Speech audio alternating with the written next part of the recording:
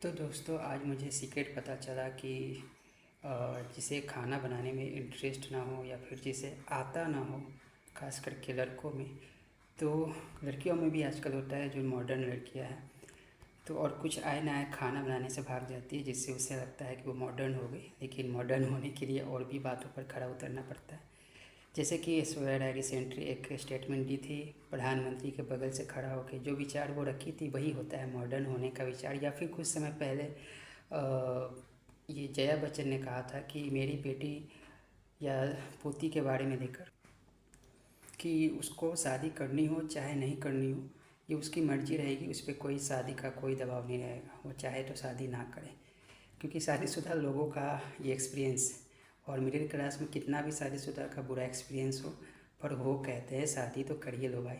और एक और बताता हूँ मॉडर्न का एग्जाम्पल, असली या एडवांस होने का। फिर कियारा आडवाणी जो है, उसने कहा था कि मैं अपनी बेटी को ये स्वतंत्रता दूंगी कि वो जितना बॉयफ्रेंड चाहे तो बना सकती है। अब इसके पीछे कोई तर्क होगा, मैं तुरंत उन चूतियों की तरह हर बात का एक निगेटिव एंगल नहीं निकालता हूँ। तो इसके पीछे उनका तर्क होगा, एक विचार होगा, जो लाइफ वो एक्सपीरियंस की होती है, उस बेस पर ऐसी कोई बात कहती है ऐसे बड़े बड़े लोग। तो ये होता है असली मॉडर्न होने का। मॉडर्न का मतलब ये नहीं कि झुमका लटका लिए और नए ट्रेंड का कपड़ा पहन लिए या कुछ भी। तो मॉडर्न होने का एक डीप मीनिंग भी होता है। तो कुकिंग से भाग जाना मॉडर्न हो जाना नहीं है। और बाकी मैं ये कह रहा था कि मुझे सीक्रेट पता चला अभी कि कुकिंग के प्रति इंटरेस्टेड कैसे होते हैं। तो पहली बात तो कुकिंग के प्रति मैं इंटरेस्टेड इसलिए नहीं हूँ क्योंकि मुझे आता ही नहीं है। और दूसरी बात ये है कि मुझे सीक्रेट जो मिली है वो यही है कि जब आप काम करते हो, काम खास करके रीडिंग और राइटिंग और स्टडिंग टाइप का काम में थोड़ा कम, पर उसमें भी आपको ऐसा होगा। लेकिन खास करके फिजिकल वर्क जब आप करोगे, खास करके स्पोर्ट में जाओगे, डांस में जाओगे, या मार्शल आर्ट सीख रहे हो, जिम्नास्टिक कर रहे हो, खेल कूद कर रहे हो, तो आपको खुद ही आपको समय पे खाना बनाने की, जो भी आपको जितना फिलहाल आ रहा है तुरंत भागोगे और बनाओगे, क्योंकि आपको पता है कि आपने कर लिया है शरीर से फिजिकल वर्क, और अब आप खाओगे नहीं तो फिर आपका मिलेगा लाश।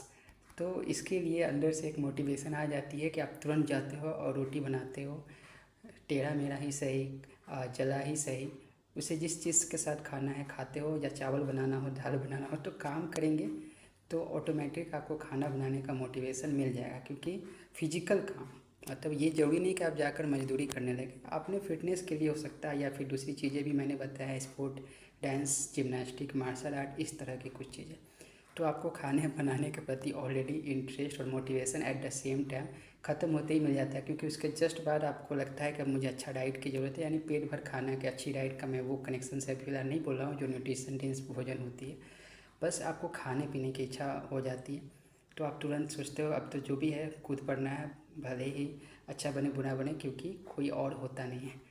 तो यही सीक्रेट है कुकिंग करने का, अदरवाइज कुकिंग नहीं कर पाते। जैसे कि मैं, ऐसा नहीं है कि मैं पहले कुकिंग नहीं कर रहा था, पर उसमें हुआ ये था कि एक दो दिन से मैं थोड़ा उलझ गया था। जैसे गाना है ना, तेरी बातों में ऐसा उलझा जिया, तो खैर वो तो सॉन्ग है, तो मतलब उसी रिगार्डिंग सॉन्ग इसलिए गाया।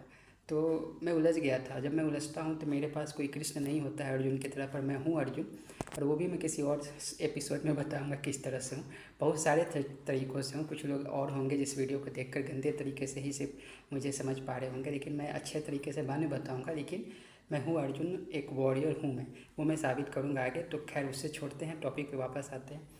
तो मुझे कोई कृष्ण नहीं है जो हमें किसी तरह की उलझन पर हमें गाइड कर दे। मेरे मेंटल इमोशनल जो भी भाव चल रहे होते हैं बहुत ज़्यादा, जिसमें मैं फंस चुका होता हूँ, अटक चुका होता, मेरी अंदर की एनर्जी चली जा चुकी होती, आत्मा लमसम RIP होने वाला होता है, जिसे मैं पकड़ के बैठा रहता हूँ कि तू नहीं जा सकता जब तक कि मैं ना चाहूँ, जब तक मैं गिव अप ना कर दूँ, जब तक कि मैं तुझे ये स्वीकृति ना दे दूँ कि तू जा सकता है, तभी RIP मेरा होगा।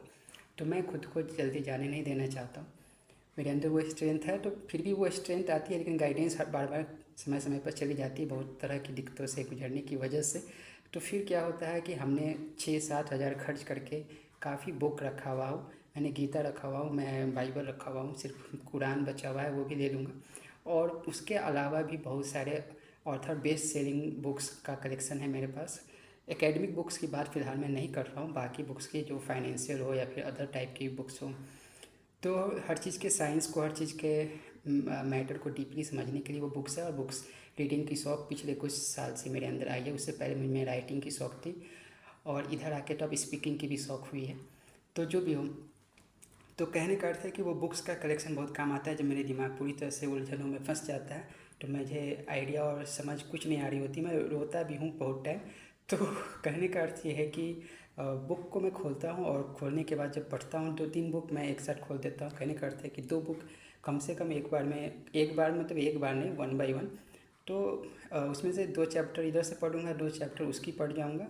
और दोनों 2 अलग टॉपिक पे होती है ना, 2 बुक है, तो फिर मुझे मोस्टली बुक ऐसा ही रखता हूँ जो मेरे किसी न किसी काम की हो। ऐसा तो रखता नहीं हूँ जो सरल शरीर हो, जिसमें कुछ भी स्टोरी हो, और या फिर कुछ और जो एंटरटेनमेंट के लिए वो कॉमिक बुक हो। तो कोई भी बुक उठा के मैं पढ़ जाऊँगा तो मुझे वहाँ से कुछ ना कुछ गाइडेंस मिल ही जाती है और मुझे आइडिया मिल जाता है। मुझे मोटिवेशन उसे नहीं कहेंगे, उसे एक समझ कह सकते हैं, किसी चीज़ की स्टडी हो जाती है। क्योंकि वो लेखक एक दिन में एक बुक को कभी नहीं लिखता, बहुत लॉन्ग और बहुत डीप स्टडी करता है, फिर जाके लिखता है किसी एक चीज़ को, एक टॉपिक को बहुत ही अच्छे से समझ कर।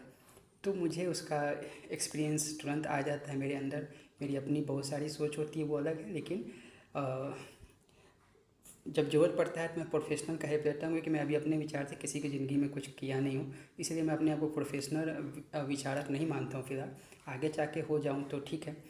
तो वही कहने का अर्थ है कि मैं वो बुक पढ़ता हूँ। तो बुक पढ़ा तो मेरे अंदर आज फिर से 2 दिन के बाद आज फिर से मेंटली स्ट्रेंथ वापस लौट आई। तो आज मैंने बहुत कर्म कर दिए। कर्म का अर्थ है फिजिकल कर्म, और इस कर्म में सब कुछ था, सब बताने की आवश्यकता नहीं।